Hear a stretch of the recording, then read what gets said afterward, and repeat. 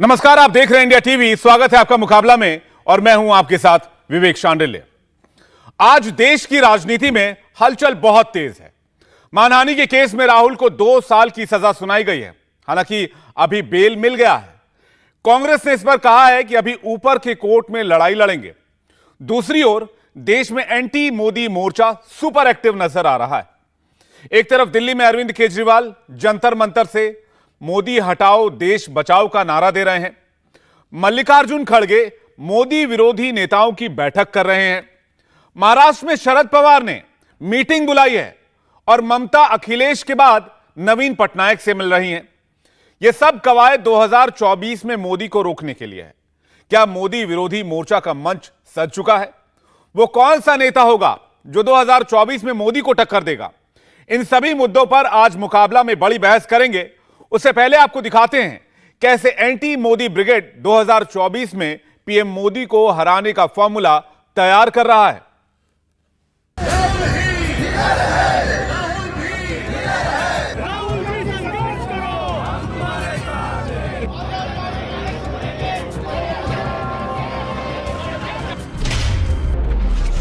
Modi surname case में राहुल को 2 साल की सजा मिली। कोर्ट से राहुल को बेल भी मिल गई। सजा पर 30 दिन तक के लिए रोक है।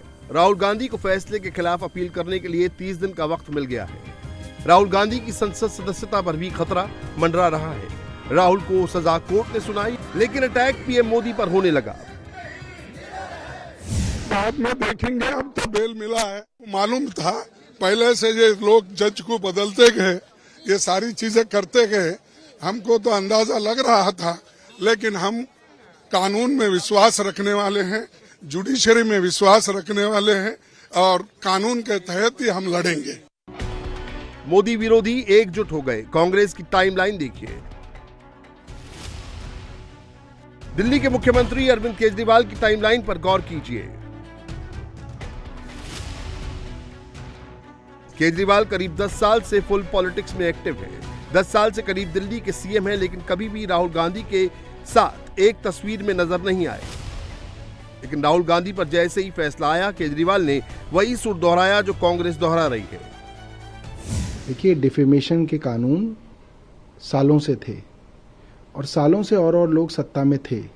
कई राज्यों में दूसरी पार्टियां सत्ता में हैं। आप तो फिर किसी को बोलने ही नहीं देंगे। आपका तो फिर ये मतलब हो गया कि केंद्र सरकार सारे विपक्ष को और हर विपक्षी नेता जो सवाल करता है उसका जो है कुचलना चाहती है। ये ठीक नहीं है। प्रजातंत्र के अंदर ये तो सबसे मूल बात है कि विपक्ष जो है सवाल पूछेगा। अब आप बाल की खाल निकाल के हर एक के अंदर डिफेमेशन केस बना देंगे, कहीं ईडी भेज देंगे, कहीं सीबीआई भेज देंगे, तो गलत है। मतलब ये तो हमने इमरजेंसी के समय में नहीं देखा जो आज चल रहा है। केजरीवाल और उनकी पार्टी के नेता राहुल गांधी की सजा के बाद क्यों घबरा गए? राहुल गांधी के साथ केजरीवाल डट कर क्यों खड़े हैं? तो उसकी भी वजह है। राहुल गांधी पीएम मोदी के खिलाफ जैसी भाषा का इस्तेमाल करते हैं, अरविंद केजरीवाल पीएम मोदी के खिलाफ बोलने में उससे एक कदम आगे ही बढ़ जाते हैं। लिहाजा अब डर उन्हें भी लगने लगा है। राहुल गांधी को सूरत की अदालत ने जैसे ही सजा सुनाई, मोदी विरोधी एक्टिव हो गए। कांग्रेस, आम आदमी पार्टी, शिवसेना, उद्धव गुट, एनसीपी सभी विरोधी नैरेटिव सेट करने में जुट गए। राहुल गांधी के समर्थन में कांग्रेस दिल्ली से लेकर मुंबई तक प्रदर्शन करने लगी। पीएम मोदी के खिलाफ विरोध करने के लिए सड़क पर उतर आए। उत्तराखंड में भी प्रदर्शन हुआ। चेन्नई में भी कांग्रेसी कार्यकर्ताओं ने विरोध किया, पीएम मोदी के खिलाफ नारेबाजी की। इन्होंने साजिश है राहुल गांधी की सदस्यता पद खारिज करने के लिए, उनको डराने के लिए, दबाने के लिए। सदन के अंदर उनको बात रखने के लिए मौका दिया जाता है, ना सदन के बाहर उनके खिलाफ प्रिविलेज लाए जाते हैं। देखते हैं कि प्रिविलेज के तहत अगर उनके खिलाफ कुछ कार्रवाई करे तो लोगों में ये चर्चा होने वाला है कि सदन के अंदर ये तानाशाही कर रहे हैं। सब जुडिशियरी की बदौलत ये कर रहे हैं। तो आप ऊपर की अदालत में जाएंगे? वो तो जाएंगे, हमारे पार्टी को जरूर जो करना है करेंगे। बयान राहुल गांधी ने दिया, फैसला कोर्ट ने सुनाया। विरोध पीएम मोदी का हो रहा है तो अब बीजेपी भी कांग्रेस और राहुल गांधी पर हमलावर है। एक अंग्रेजी की कहावत है, as you sow so shall you reap, यानी जैसा बीज बोगे वैसा ही पौधा निकलेगा। तो अब जो बीज बोने वाली बात है, तो मैं आप सबको याद दिलाना चाहती हूँ कि उस समय के जो प्रधानमंत्री थे मनमोहन सिंह जी और शरद यादव जी वगैरह, इन्होंने मिलकर ये कानून में अमेंडमेंट लाए थे कि 2 साल नहीं बल्कि 5 साल की अगर सज़ा हो तब पार्लियामेंट से जो मेंबरशिप है वो सस्पेंड होनी चाहिए, तब जानी चाहिए। और इन्हीं ने उस बिल को फाड़ा था पब्लिक में, आप सबके बीच में। तो आज मुझे तो वही दिन याद आ रहा है। जैसा बोओगे उसका फल भी आपको मिलेगा। इस पर बातचीत करने के लिए मेहमानों का बड़ा पैनल इस वक्त हमारे साथ जुड़ गया है। जफर इस्लाम, प्रवक्ता बीजेपी, अभिजीत अय्यर मित्रा, राजनीतिक विश्लेषक, रतन शारदा, लेखक प्रोफेसर अजय उपाध्याय, प्रवक्ता कांग्रेस पार्टी, डॉक्टर आशुतोष वर्मा, प्रवक्ता समाजवादी पार्टी, रवि श्रीवास्तव, आम आदमी पार्टी के समर्थक। आप सभी मेहमानों का बहुत बहुत स्वागत है हमारे इस डिबेट में। अजय उपाध्याय जी, आपसे शुरुआत कर रहा हूं। कांग्रेस पार्टी ये कह रही है कि डरो मत, राहुल डरेंगे नहीं। ये भी कह रही है कि साम दाम दंड भेद की नीति अपनाकर राहुल को दबाने की कोशिश की जा रही है। तो क्या अजय जी, अदालत का फैसला राहुल गांधी जी को डराने के लिए है, या अदालत का फैसला आप लोग ये कहना चाहते हैं कि प्रभावित है, किसी दबाव में लिया गया फैसला है? जुडिशरी पे क्वेश्चन क्यों? देखिए, महज इत्तेफाक नहीं हो सकता। जिस तरह से लगातार एक प्रक्रियाएं चल रही है, संसद में विशेषाधिकार हनन के नाम पे उनके सदस्यता को भंग करने की बात हो, या अचानक नोटिस देकर के पुलिस को बुला करके उनके बंगले पर हंगामा क्रिएट करने की बात हो, जो बात उन्होंने कही नहीं उस पर भाजपा और पूरे सरकार के तंत्र लग गए कि विदेशों में भारत का उन्होंने बदनामी किया, जबकि सरकार पर प्रश्न किया उन्होंने। देश के अंदर घूम घूम करके चाहे बेरोजगारी, महंगाई हो, नफरत हो को मिटाने की बात हो, आय की असमानता पर बात करने की बात हो, और जिस तरह से देश के बैंक को लूट करके मेहुल चौकसी से लेकर के नीरव मोदी से लेकर और ललित मोदी तक ये मोदियों का एक श्रृंखला चला, इस पर राहुल गांधी जी ने बात रखी। अचानक इस तरह की बात आती है जब सदस्यता खत्म करने की बात है, जब ये सरकार नहीं लड़ पा रही है राहुल गांधी के मुद्दों से, जनता के मुद्दों पर जो लड़ाई लड़ रहे हैं, तो ये षड्यंत्र करके साम दाम दंड भेद अपना करके चाहती है कि उनके सदस्यता को खत्म किया जाए, और राजनीतिक प्रतिशोध की यह पराकाष्ठा है। लेकिन याद रखना, उनका नाम राहुल गांधी है, वो महात्मा गांधी के अहिंसा और सत्य अभी विजय लक्ष्मी कुछ बोल रही है, उनको एक बार सुन लेते हैं अगर उनका ऑडियो मिल पा रहा है, क्योंकि राहुल गांधी के पास से वो रिपोर्टिंग कर रही हैं। आज क्योंकि फाइनल हियरिंग थी इस मसले पर, अभी राहुल गांधी दिल्ली पहुंचे हैं। देखिए, कांग्रेस पार्टी के कुछ सांसद हैं जो यहाँ पर सत्यमेव जयते की नारेबाजी कर रहे हैं। राहुल गांधी पहुंच गए हैं दिल्ली। सत्यमेव जयते। आप जो यहाँ जोश देख रहे हैं ना कांग्रेस पार्टी की वर्कर्स में, ये तो पूरा देश में जो लोग सच में विश्वास करते हैं, जो यहाँ करप्शन नहीं होना चाहिए, वो उसमें विश्वास करने, पूरा लोगों का पूरा सपोर्ट राहुल गांधी जी के लिए है। राहुल गांधी जी जो फाइट करप्शन के अगेंस्ट कर रहे हैं वो करते ही रहेंगे। चलिए, राहुल गांधी करप्शन के अगेंस्ट फाइट करते रहेंगे। आप लोग तमाम जो सांसद हैं दोनों सदनों के यहाँ पहुंचे हैं, तो अभी क्या आपको लग रहा है, क्योंकि कहा जा रहा है कि ये तो कोर्ट की कार्रवाई है, राजनाथ सिंह कह रहे हैं कि अब सबक मिलेगा राहुल गांधी को? बिना सोचे समझे किसी को भी आरोपित कर देना, ये भी तो गलत है। 4 मंत्री उनके खिलाफ बोल रहे हैं, उनको बोलने के लिए जगह नहीं दी जा रही है संसद में। ये कहाँ का लोकतंत्र है? संसद में बोलने की जगह नहीं दी जा रही है। और अभी तमाम जो कांग्रेस के सांसद हैं, तमाम जो नेता हैं कांग्रेस पार्टी के, वो यहाँ पर मौजूद है।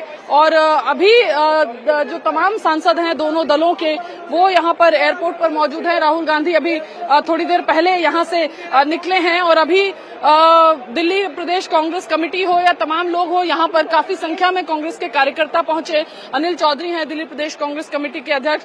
राहुल गांधी पहुंचे हैं, लेकिन बीजेपी कह रही है कि राजनाथ सिंह कह रहे हैं कि सबक उनको मिल गया। सबक राजनाथ जी को याद दिलाना चाहता हूं, ये वही राहुल गांधी है जो 40-42 सांसदों की संख्या के साथ इस मोदी सरकार को झुकाने का काम करते हैं। याद होगा भूमि अधिग्रहण बिल, याद होगा किसानों की लड़ाई, किसान आंदोलन, 3 काले कानून, और राहुल गांधी ने इनको आईना दिखाया था, इनको सबक सिखाया था। इन मुकदमों से, जेल से राहुल गांधी नहीं डरने वाले हैं। आप राहुल जी पे पूरे देश के अंदर मुकदमे दर्ज कराइए, ईडी में बुलाइए, उनकी छवि। तो विजय लक्ष्मी की रिपोर्टिंग आप इस वक्त देख रहे थे। आईजीआई एयरपोर्ट से सीधे आपको वो रिपोर्ट दिखा रही थी, बता रही थी कि राहुल गांधी वापस आ चुके। तस्वीरें भी हम आपको दिखा रहे हैं, सूरत से वापस आए हैं। सूरत में पेशी थी आज, जहां पर उनको दोषी ठहराया अदालत ने। हालांकि उन्हें तुरंत जमानत भी मिल गई। 30 दिन का वक्त दिया गया है जब वो इस फैसले के खिलाफ ऊपरी अदालत में अपील कर पाएंगे। और आपको बता दें कि ये जो है वो उनके बयान का मामला है, मानहानि का केस है, जिसमें 2 साल की सजा हुई और उसके बाद बेल भी हुआ। उसके बाद पहुंचे हैं दिल्ली पहुंचने पर कार्यकर्ताओं ने उनका स्वागत किया और सत्यमेव जयते के नारे लगाए। सत्यमेव जयते, सभी मेहमान बने हुए। अजय जी के पास से मैं दोबारा डिबेट शुरू करना चाहूंगा। अजय जी, सत्यमेव जयते मतलब क्या होता है? सत्य की जीत होती है। तो सत्य ही जीता। अदालत ने जो फैसला दिया, ठीक कहा आपने। उसमें सत्य की जीत हुई। उन्होंने कहा था कि मोदी सरनेम वाले सारे चोर क्यों होते हैं, और इस फैसले पर अदालत ने फैसला सुनाया। ये तो और जब इससे एक सेकंड अजय जी, और जब इस बारे में आप लोगों से सवाल पूछा जाता है तो आप लोग बड़ी बड़ी बातें करते हैं। आप लोग कहते हैं सत्यमेव जयते, साम दाम दंड भेद, पूरी मशीनरी, लोकतंत्र ध्वस्त। मैं कहता हूं इस पर्टिकुलर मुद्दे की बात कीजिए आप अजय जी। विवेक जी इसी पर्टिकुलर मुद्दे पर ही मैं बात करूंगा। चोर को चोर कहने पर यदि सजा मिलती है तो वैसी सजा आप 1000 बार देंगे, कांग्रेस के कार्यकर्ता लगातार उस सजा के लिए तैयार रहेंगे। अंग्रेजों ने सजा दी थी, अंग्रेज चोर थे इस देश में, और आज जिस तरह की चोरी की जा रही है, विजय माल्या चोर है या नहीं आप बताइए। ललित मोदी चोर है कि नहीं, अदालत का जो फैसला आया है, यदि चोर है, राहुल गांधी के उस बयान का समर्थन कर रहे हैं जो कर्नाटक के कोलार में उन्होंने दिया था। अब इन मुद्दों पर अजय जी आप स्पेसिफिक आइए, आप स्पेसिफिक आइए अजय जी। कर लेता हूं लीगल मुद्दों। अजय जी आप स्पेसिफिक आइए, आप लीगल मुद्दों पर ही बात कीजिएगा, आप स्पेसिफिक आइए। आप कह रहे हैं कर्नाटक के कोलार में राहुल गांधी ने जो बयान दिया था वो बयान सही था, सारे मोदी सरनेम वाले चोर होते हैं, और अदालत का फैसला जो पक्षपातपूर्ण है, आप ये कह रहे हैं। मैं विवेक जी, मैं आपको बोलना चाहता हूं, अक्षरता उस बयान को सुनाइए। उन्होंने किसी जाति समूह के लिए नहीं बात कही थी, उन्होंने एक प्रश्न किया था कि क्या ये तीनों मोदी, इन नाम लेते हुए कि क्या इन तीनों मोदी, ये मोदी महज इत्तेफाक है कि ये सभी इस तरह से चोरी कर रहे हैं, और इन तीनों मोदी में से एक मोदी डिफेमेशन केस नहीं करने गया। ये पहला लोकस स्टैंडी नहीं बनता है। जिस व्यक्ति ने इस केस को किया है वो केस ही नहीं बनता है, प्रक्रिया फॉलो नहीं हुई है, पुलिस की कोई इसमें रिपोर्टिंग नहीं हुई है, कोई ईर्ष्या द्वेष नहीं फैलाने की बात थी। ये एक भाषण है, राजनीतिक बात है, और भ्रष्टाचार के विरुद्ध राजनीतिक लड़ाई है, उस पर हमने किया। अंतिम बात कह करके मैं अपनी बात रखूंगा। जो कोर्ट में जब प्रक्रिया चल रही थी, जिसने इसको लगाया था इस केस को, वो विड्रॉ तब तक के लिए कर लिया जब तक वहां से लोकल मजिस्ट्रेट का वहां पे स्थानांतरण नहीं हो गया। ये सब संदेह के घेरे में है। सुप्रीम कोर्ट, हाई कोर्ट है, हम वहां जाएंगे और हम कोर्ट के न्याय की प्रक्रिया में पूरी तरह से ईमानदारी के साथ खड़े रहेंगे। लेकिन एक बात जरूर कहूंगा, मोदी जी और मोदी जी के मित्र ये सुन लें, अडानी के मुद्दे को जो भटकाने के लिए सारे काम किए जा रहे हैं, अडानी का मुद्दा वही है जो महाघोटाला हुआ है, उस पर मोदी जी और मोदी जी के मित्र को जवाब देना होगा इस देश को कि ये हजारों करोड़ रुपए का कैसे घोटाला हुआ है। ये मुद्दा भटकाने के लिए अचानक इस तरह के जो षड्यंत्र किए जा रहे हैं, इस षड्यंत्र से कांग्रेस पार्टी और कांग्रेस का एक भी नेता डरने वाला नहीं है। ठीक है, जफर इस्लाम जी के पास जा रहा हूं। Zafar ji, back to back action Congress party कह रही है, राहुल गांधी के अगेंस्ट लिया जा रहा था, चाहे दिल्ली पुलिस पूछताछ करने के लिए पहुंची हो, चाहे आज वाला मामला हो, आज जो अदालत ने फैसला सुनाया, सब कह रहे हैं पक्षपातपूर्ण है, राहुल को दबाना चाहते हैं, इसलिए राहुल गांधी पर सवाल उठाए जा रहे हैं। जफर इस्लाम जी, देखिए, सबसे पहले तो श्रद्धालु जी समझिए कि ये पूरे प्रक्रिया जो हम बात कर रहे हैं इसके बारे में, ये कोर्ट के बारे में बात कर रहे हैं। अब ये कोर्ट के फैसले को जिस तरह से बता रहे हैं, मतलब कोर्ट पे ही वो कहीं ना कहीं निशान खड़ा कर रहे हैं कि कोर्ट ने गलत फैसला दिया है। मामला कोर्ट का है, इस पे मैं कोर्ट के बारे में कोई टीका टिप्पणी नहीं करेंगे, लेकिन कोर्ट का ऑब्जर्वेशन बहुत साफ है कि जिस तरह के इसने भाषण दिए वो डिफेमेटरी थे और उनको इस तरह की सजा होनी चाहिए। ये कोर्ट के फैसले हैं।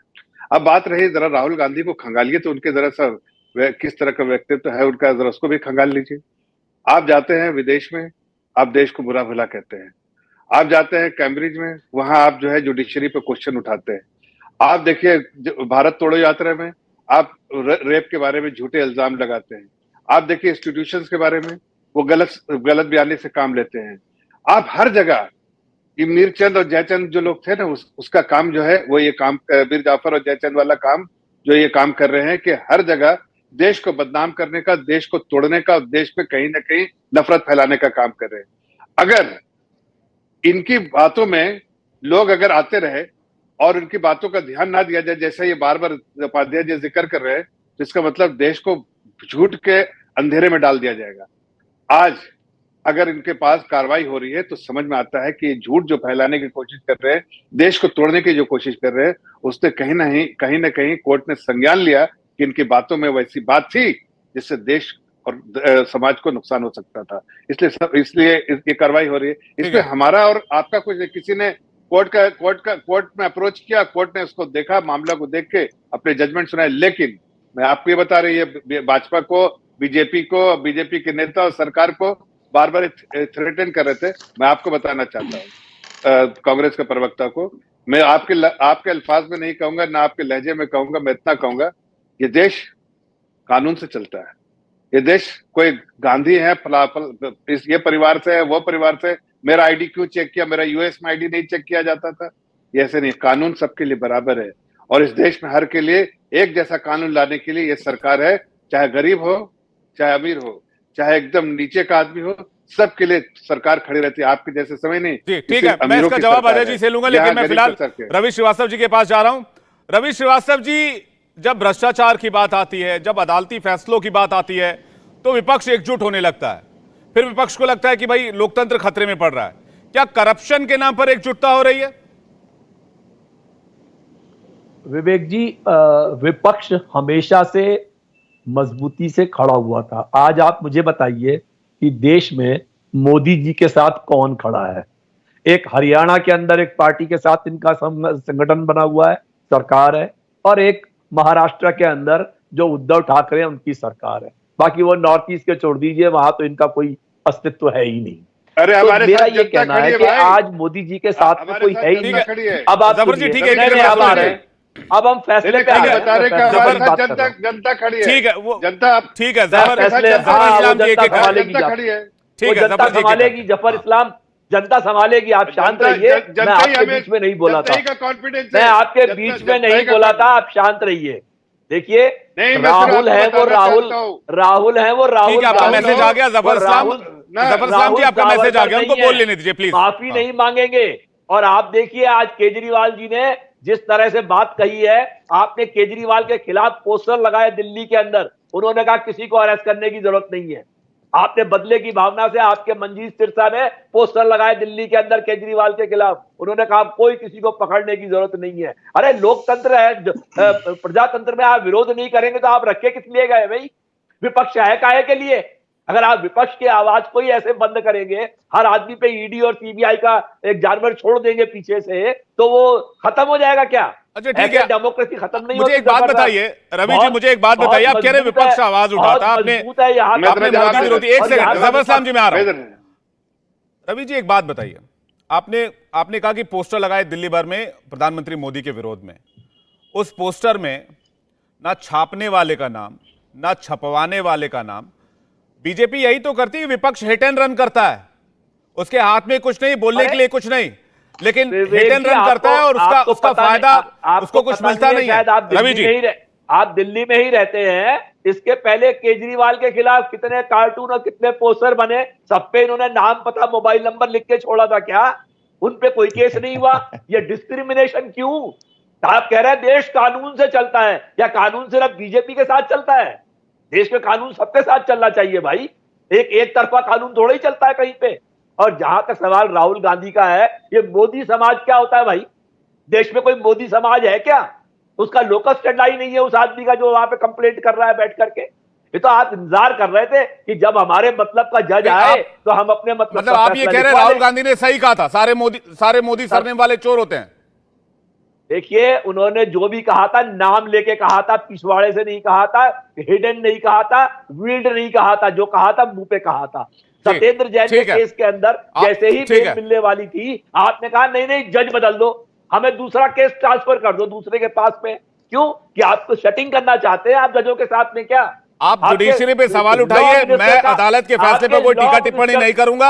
ये आप कर सकते हैं, मैं इस पे कुछ नहीं बोलूंगा, ये आपकी राय हो सकती है। मैं आशुतोष जी के पास जा रहा हूं, उसके बाद में रतन शारदा जी के पास आ रहा हूं।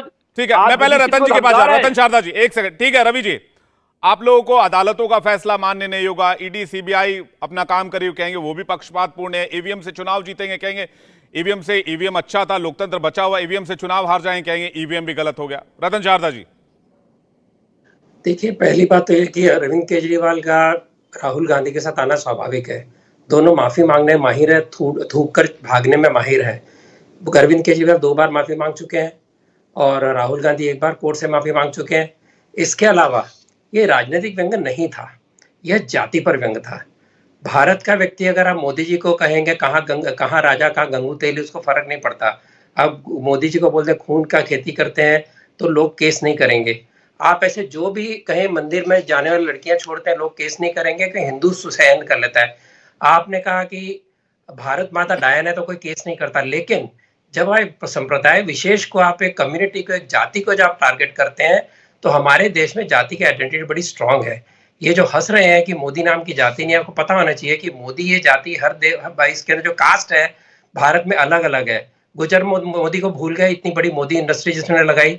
हिंदू जैन पारसियों में यही मोदी जो है, बनिए भी है, व्यापारी वर्ग भी है, अनाज के व्यापारी भी हैं, ओसा में भी बनिए हैं जो मोदी कहलाते हैं, और मोदी तेली भी हैं। तो लेकिन एक सारी जाति, आप शेट्टी परिवार को देखिए, शेट्टी जाति दोनों पार्टियों में, हर पार्टी में लड़ती है, लेकिन जब उनकी जाति का काम आता है सारे मिलकर अपनी जाति के उत्थान के लिए काम करते हैं। तो जहां जातिवाद गलत है, जाति का एक पॉजिटिव एस्पेक्ट है जो अपने आप को परिवार की तरह दिखता है, जब उस पर हमला करते हैं तो लोग सहन नहीं करते।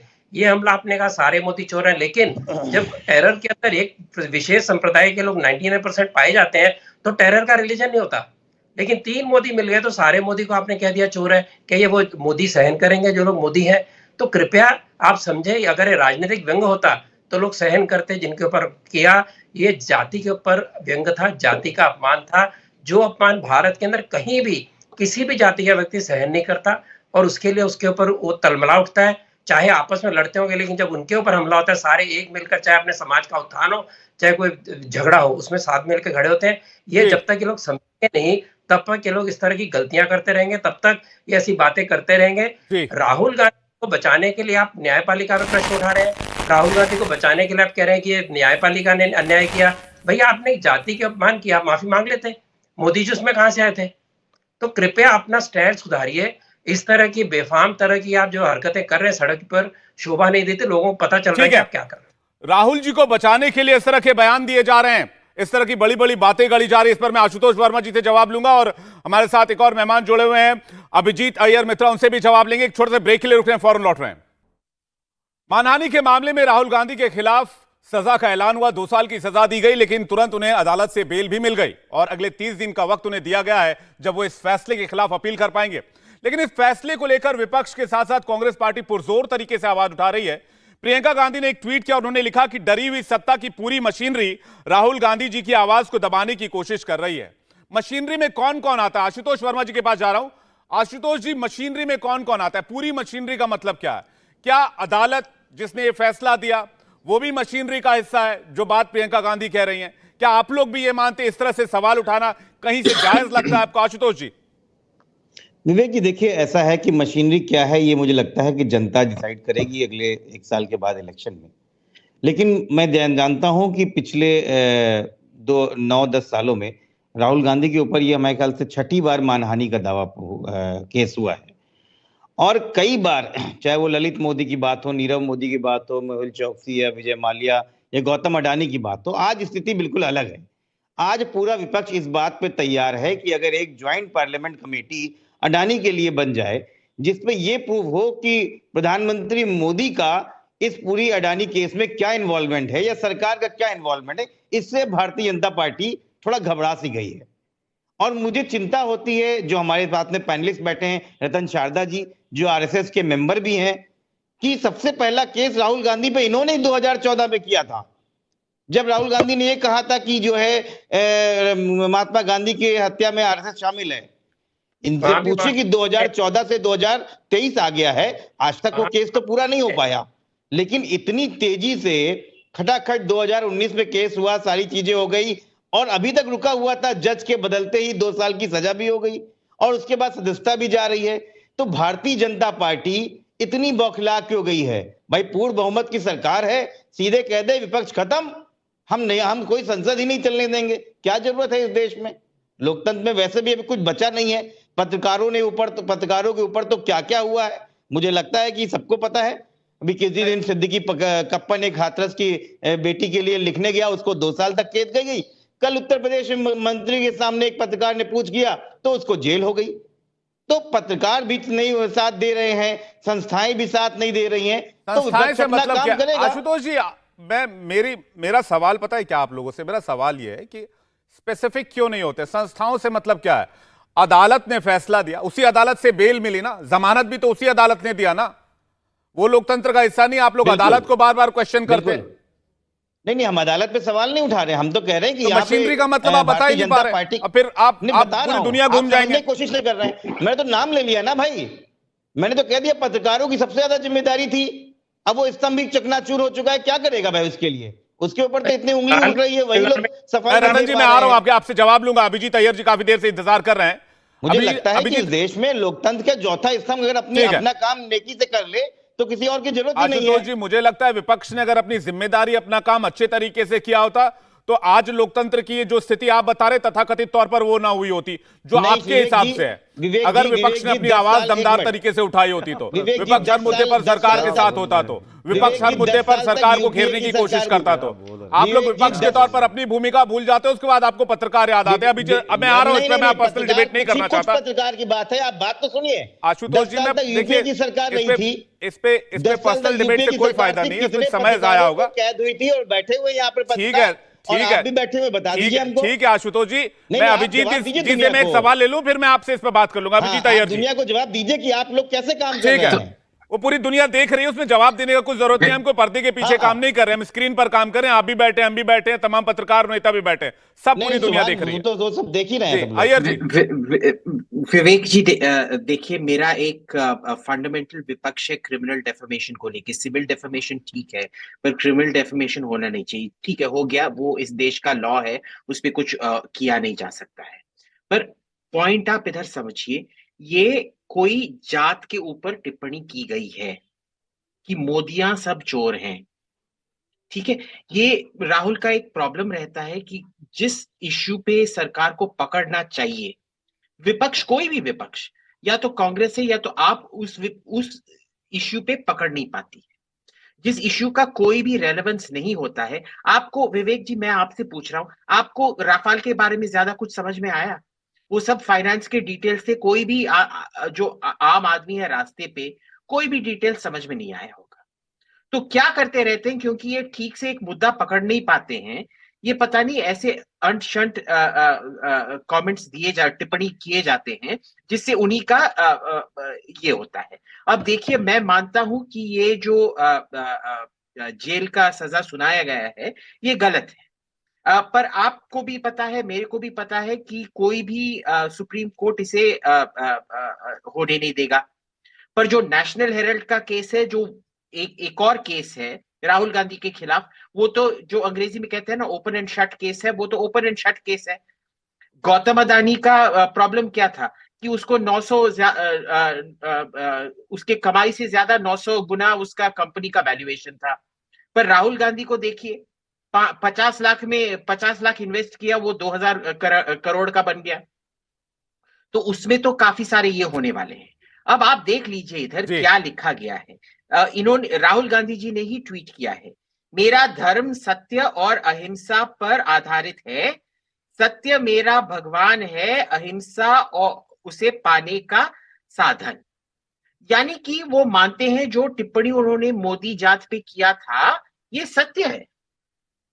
अब आप बताइए, आप सभी को पता है, सभी पैनलिस्ट को पता है, इस देश में जातिवाद का तो पॉलिटिक्स चलता ही चलता है, सब जातिवाद का ही पॉलिटिक्स है।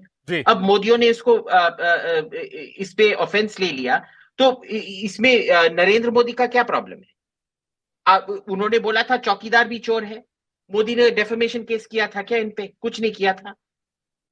पर ये भी देख लीजिए आप, ये जातिवाद और एथनिसिटी के बेस आधार पे, ठीक है, ये देश को बांटना चाहते हैं। आपको याद होगा कि कैम्ब्रिज में जाके एक सिख बंदे को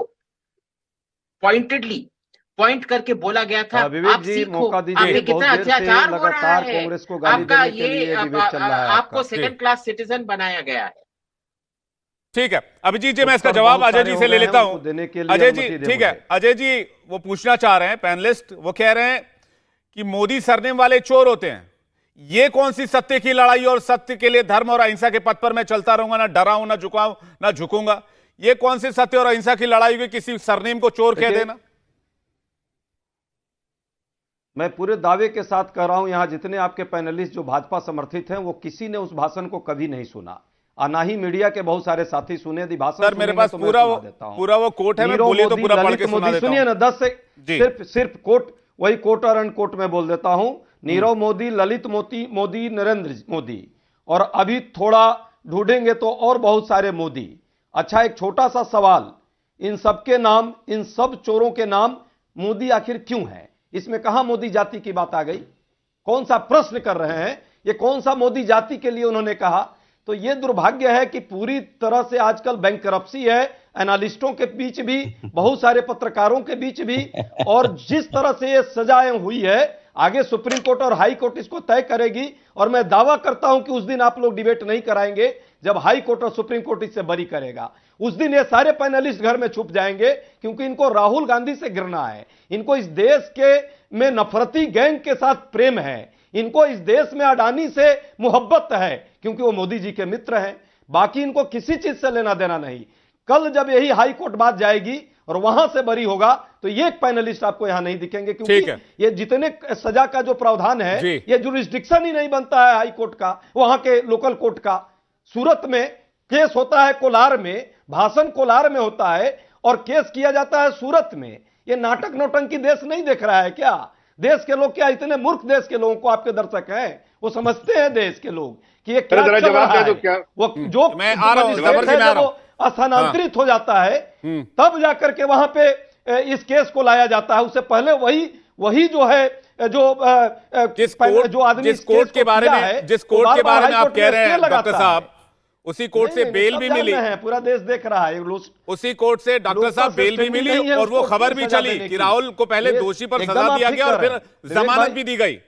खबर दोनों चली। एकदम ठीक कर रहे हैं। ये सारी चीजें प्रक्रिया आएगी, ये सारी प्रक्रिया आएगी हाई कोर्ट में, और देखिएगा ये कोर्ट पर, न्याय पर हम लोगों को पूरा भरोसा रहा है। तो आप सवाल के साथ साथ जवाब भी दे रहे हैं, आप सवाल के साथ साथ जवाब भी दे रहे हैं। आप ये कह रहे हैं ना कि ऊपरी अदालत का दरवाजा खुला हुआ है, तो फिर इस मामले पर सियासत क्यों की जा रही है? जफर इस्लाम साहब, ठीक है, बिल्कुल आपके पास विकल्प है, आप जाइए, कोई नहीं आपको रोक रहा। जफर इस्लाम, ये निर्णय गलत है। आज एजेंडा अडानी, अच्छा आप कह रहे हैं निर्णय गलत है, ये निर्णय आया है, ठीक है, कह रहे हैं निर्णय गलत है जफर इस्लाम जी। आज निर्णय ही आया है इसीलिए क्योंकि अडानी से, अरे सुन लीजिए प्रोफेसर साहब, जेपीसी नहीं हो सकती। देखिए जब आपको पूरा आप ही लोगों को सुनना है। हाँ सुनिए, जब इंस्टीट्यूशन इनके फेवर में दे तो बहुत अच्छा है।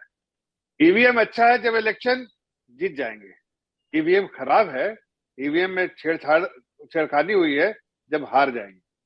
ये इनका मापदंड है, ये इनका दोहरा चेहरा है, ये जो है मुखौटा पहन के बैठे रहते हैं। जब सुप्रीम कोर्ट ने फैसला दिया इनके खिलाफ, तो सुप्रीम कोर्ट में कहीं ना कहीं जजों में मिलावट है और ये क्या है दे दिया है। और जब सुप्रीम कोर्ट ने इनके हक में फैसला किया, तो supreme court is the final जो है सच्चाई का ये है प्रतीक है, वो भी इनकी तरफ से स्टेटमेंट आता है। अरे भाई, फैसला सरकार नहीं देती है, फैसला जो है वो जज देते हैं। जज जो है अपने सारे दस्तावेज को देख के देते हैं। जब जज पे आप टिप्पणी कर रहे हैं, आप कोर्ट के खिलाफ स्टेटमेंट दे रहे हैं, कहीं ना कहीं आप पर भी मनहानि हो सकती है। इसलिए कि आप जो है कोर्ट को कटघरे में खड़ा करें। कोर्ट ने फैसला दिया है, सोचते समझते। आप कौन है? फैसले की प्रक्रिया पर प्रश्न किया जा सकता है। आपको प्रावधान है, कोर्ट के दायरे में कानून आपको अधिकार है, समझ ही नहीं, कानून आपको अरे सुन लीजिए, कानून आपको अधिकार है कि आप जाइए हाई कोर्ट में और नहीं रखनी है। आप जा रहे हैं राजा जी, सुन लीजिए, प्रक्रिया पर आप सुप्रीम कोर्ट के दरवाजे खटखटाइए। और अगर यही आज जो आप बोल रहे हैं, अगर आप सुन लीजिए, अरे सुन लीजिए मेरी बात, उसका बोलिएगा। हम आपके समय नहीं बोला था, अभी आपके समय नहीं बोला था, अभी आपको परेशानी हो रही है। ठीक है, अजय उपाध्याय जी सुन लेते हैं। ठीक है, अजय उपाध्याय सुन लेते हैं। आपने धमकी दी, मैं धमकी से ठीक है अजय जी, एक सेकंड, के बारे में बोल रहे हैं, ऐसा कुछ नहीं हो रहा। लोअर कोर्ट के बारे में अजय जी रिलैक्स, में खड़ा करें लोअर कोर्ट के और जज को। लेकिन ये अगर सुप्रीम कोर्ट का आएगा तो वहां पे, यहाँ सुप्रीम कोर्ट का भी, आज तो सुप्रीम कोर्ट की बड़ी वाहवाही कर रहे हैं। अरे भाई, सुप्रीम कोर्ट, हाई कोर्ट जो भी है, अपने फैसले जो है, जो उनके पास जो एविडेंस होते हैं, जो उसके बेसिस पे देता है। आपका चेहरा देख के नहीं देता है, या मेरा चेहरा देख के नहीं देता है। जजेस अपना काम करते हैं। आप जो है आप जो है बदनाम करने का काम कर रहे हैं। आप जाके विदेश में जाके आप देश को बदनाम करने का काम कर रहे हैं। आप देखिए, ठीक है जफर जी, आशुतोष जी कुछ कहना चाह रहे हैं। मैं ठीक है, आपका जवाब आ गया। अजय जी मैं आ रहा हूं, एक सेकंड। आशुतोष वर्मा जी, जन्म लेना पाप है? नहीं, मुझे लगता है विवेक शांडिल्य जी, चीजों बात हो गई। हाँ बोलिए। मुझे लगता है कि भारतीय जनता पार्टी ने जब इनको राज्यसभा भेजा था तो काफी सोच समझ के भेजा था, लेकिन इन्होंने इस तरीके की बातें करी कि आप कोर्ट के सवाल पे जवाब नहीं उठा सकते, आपके ऊपर मानहानि अरे ये कहां से, कौन से कानून में दिया है कि आप कोर्ट के सवाल के ऊपर या जजमेंट के ऊपर आप सवाल नहीं उठा सकते? ये तो कानूनी प्रक्रिया के अंदर है। आपको लोअर कोर्ट से नहीं, आप हाई कोर्ट में जाइए, हाई कोर्ट में नहीं, सुप्रीम कोर्ट। उनके कहने का डॉक्टर साहब, उनके कहने का मतलब बताइए विवेक जी, कहने का मैं स्पष्ट कर देता हूं। नहीं देखिए, प्लेटफॉर्म मेरा है तो मुझे मेरी जिम्मेदारी बनती है कि इस बात को स्पष्ट किया जाए। वो कह रहे हैं कि हायर कोर्ट में उस फैसले को चैलेंज किया जा सकता है, तो ये देखिए, और हाई कोर्ट और सुप्रीम कोर्ट में जाकर अदालती फैसले को चुनौती दी जा सकती है, न कि जज के फैसले पर डायरेक्टली क्वेश्चन किया जा सकता है। डॉक्टर आशुतोष बोल रहे हैं। जबर जी, मैं एक सेकंड आ रहा हूं, उनका जवाब पूरा होने दीजिए। मैं आपके चैनल पे चुनौती देता हूं, भारतीय जनता पार्टी का कोई भी प्रवक्ता राहुल गांधी के तीनों वक्तव्य को बोले हुए और ये सिद्ध कर दे कि नहीं, और दूसरा इन्होंने क्या किस संदर्भ में कहा था। लेकिन क्योंकि जेपीसी की आवाज है तो इस व्यक्ति को बाहर निकालो, पहले इस व्यक्ति को सदन से निकालो। क्या देश नहीं देख रहा है कि किस तरीके से हिटलरशाही देश में आपने लगा रखी है? विपक्ष के ऊपर जहां पे एक्टिव, वहां पे सीबीसी, वहां पे सीआईडी भेज दो। एक मिनट जवाब देने दीजिएगा, देश नहीं देखता है। 10 साल ठीक है, जल्दी से एक लाइन, जफर जी एक लाइन, ठीक है आशुतोष जी, मैं आ रहा हूँ। ठीक है, ठीक है, 10 साल हमने भी सरकार चलाई थी। ठीक है, ठीक है आशुतोष जी, ठीक है, जफर साहब जल्दी से 10 सेकंड में। हाँ देखिए, मैं तो सिर्फ इतना कह रहा हूँ कि जरा सुनिए, जरा ठीक से कान खोल के सब प्रोफेसर साहब सुनिए, समाजवादी जी के जो डॉक्टर आशुतोष वर्मा जी हैं। मैंने कहा कि आपको पूरा अधिकार है, आप हायर कोर्ट को जाइए। आज हायर कोर्ट के बारे में अच्छी अच्छी बातें करें, कल को वहां फैसला आएगा तो पुराने बहुत सारे स्टेटमेंट है इनके पार्टी के, जो उन्होंने सुप्रीम कोर्ट पे भी कहीं ना कहीं सुप्रीम कोर्ट को भी कटघरे में खड़ा किया है, तो वही चीज याद दिला रहे थे। हाँ, दिखाइए ना, दिखाइए। ठीक है, मैं रवि श्रीवास्तव जी के पास जा रहा हूँ। सवाल ये उठकर आता है, क्या हर फैसले पर या फिर हर मुद्दे पर मोदी को कोट करना जरूरी है? रवि श्रीवास्तव जी के पास जा रहा हूँ, उसके बाद रतन शारदा जी मैं आपके पास आ रहा हूँ। रवि श्रीवास्तव जी, देखिए, कोई भी फैसला हो, रवि जी, कोई भी चीज हो, कोई भी मुद्दा हो, कोई भी सवाल हो, क्या विपक्ष की मजबूरी बन चुकी है कि उसमें मोदी को कोट करना ही करना है? ऐसा कुछ नहीं है, मगर हर चीज, चूंकि इस देश के अंदर हर चीज का क्रेडिट नरेंद्र मोदी लेते हैं, इसलिए उस चीज की, हर चीज की बुराई का क्रेडिट भी नरेंद्र मोदी को ही जाएगा। तो अगर आप ये कहते हैं कि संस्थाएं, आपने खुद कहा सिस्टम क्या है, वही सिस्टम है, ईडी, सीबीआई, इनकम टैक्स और ईसी और ये और वो, यही सिस्टम है। और क्या सिस्टम है कि उसको जेल में डाल दो, कांग्रेस के साथ हैं, उसके बाद बोलो जाकर के कि एक मोबाइल फोन में सुराग रखे हुए हैं, हम सुराग निकालेंगे तब बताएंगे, जुडिशियल कस्टडी में दे दो उसको 15 दिन के लिए। ये है सिस्टम का मिसयूज। मतलब कांग्रेस के साथ हैं आप, तो उसको मोदी के विरोध में लड़ाई, रवि जी मोदी के विरोध लड़ाई में आप कांग्रेस के साथ हैं? विवेक जी, मोदी के कोई विरोध में नहीं है। मैं कांग्रेस के, मैं पूरे विपक्ष के साथ हूँ, सिर्फ कांग्रेस की बात मत करिए। मैं डीएमके, आशुतोष जी, आप उसे कहते हैं कि देश को बचाने में, मैं कहता हूं सियासी लड़ाई में मोदी के विरोध में आप लोग सब साथ हैं। दोनों के लाइन अलग अलग हो सकते हैं, मेरा परिप्रेक्ष्य अलग हो सकता है। अभिजीत अयर मित्रा से एक कमेंट ले रहा हूं मैं, फिर मैं आ रहा हूं बाकी में, लेकिन मैं पहले रतन शारदा जी के पास जा रहा हूं। रतन शारदा जी, ठीक है, एक लाइन और बोल ली है जी। इनका एक प्रचलन हो गया है भाजपा के प्रतिनिधियों का, अरे देखिए आप चैनल पे बोल रहे हैं ना, डेमोक्रेसी कहाँ खत्म हो गई है? अरे भाई हमें भी अरेस्ट कर लो आप आकर के। अरे नहीं सर, तो आम आदमी पार्टी और दो सीएम जंतर मंतर पर कह रहे हैं मोदी हटाओ देश बचाओ। कहां लोकतंत्र खत्म हो गया? रतन शारदा जी जल्दी से कमेंट। स्पीच कहां ठीक है, ये आपको आजादी है ना बोलने की, तो आपके भरोसे से बोल रहा हूं। अरे हो तो रही सर, आपकी पार्टी हो रही जंतर मंतर पर। रतन शारदा जी जल्दी से, ठीक है रवि जी हो गया। राहुल जी की समस्या है कि एक वाक्य उनको ट्यूटर करना पड़ता है, उनको सिखाना पड़ता है तब वो बोल पाते हैं। जहां सावधानी हटी दुर्घटना घटी, वो चाहे 50 मिनट 50 घंटे के बाद में अपने बयान वापस लेने की बात हो, चाहे कोई और बयान हो।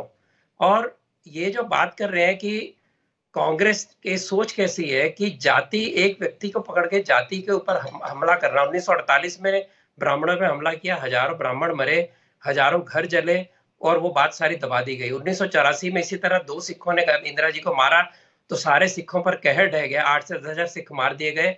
कांग्रेस उस सारे प्रोग्राम की प्रमुख मुखिया थी उस बारे में।